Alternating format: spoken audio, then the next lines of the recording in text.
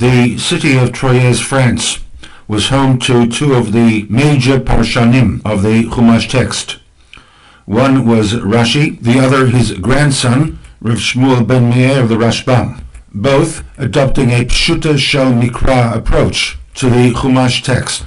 In his commentary to the words Zot Torat Ha'olah, the RASHBAM writes, Kol HaKarbanot Ha'amurim Beparshat Vayikra, that all the Karbanot that are listed in Parshat Vayikra, Perek 1-5, Chozer V'Gomer Kan, Kol Dinehet, are revisited in Parshat Tzav, and many of the respective laws are added to those listed in Parshat Vayikra. The RASHBAM appears to be responding to the obvious questions that had been raised earlier, namely the repetition of the laws mentioned in Perek Bet, Parshat Vayikra, in Perek 6, Parshat Tzav. And what the RASHBAM is basically saying is that Perek 6 is an extension to and brings a conclusion to the laws made in Parshat Vayikra.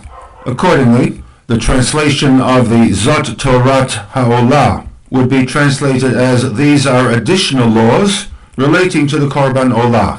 Similarly, the V'zot Torat HaMincha in Vayikra 6:7, V'zot Torat HaMincha, these are additional laws relating to the Korban Mincha, and this would also apply to Vayikra 6:18, V'zot Torat HaChatat, that what follows will be additional laws relating to the Korban Chatat that had been mentioned previously. As mentioned, the RASHBAM, like his grandfather Rashi, approached the text from a Pshuta Shel Mikra standpoint.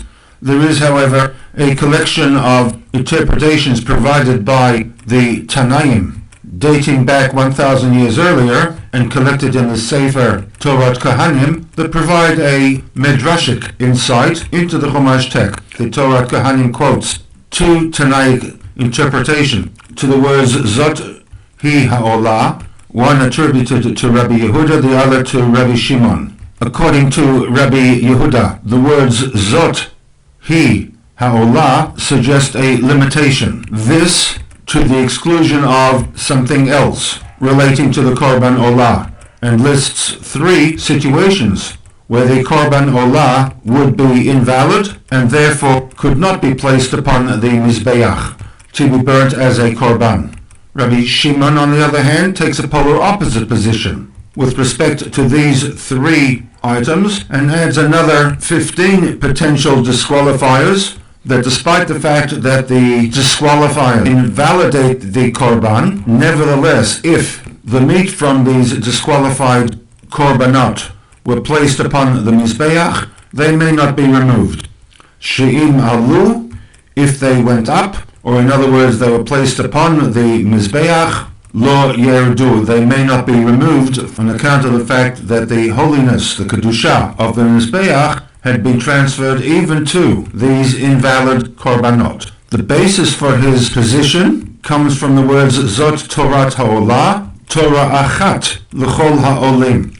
Torat Ha'olah in the singular, that a single law applies to each Olah offering that is placed upon the Mizbeach, irrespective of its validity.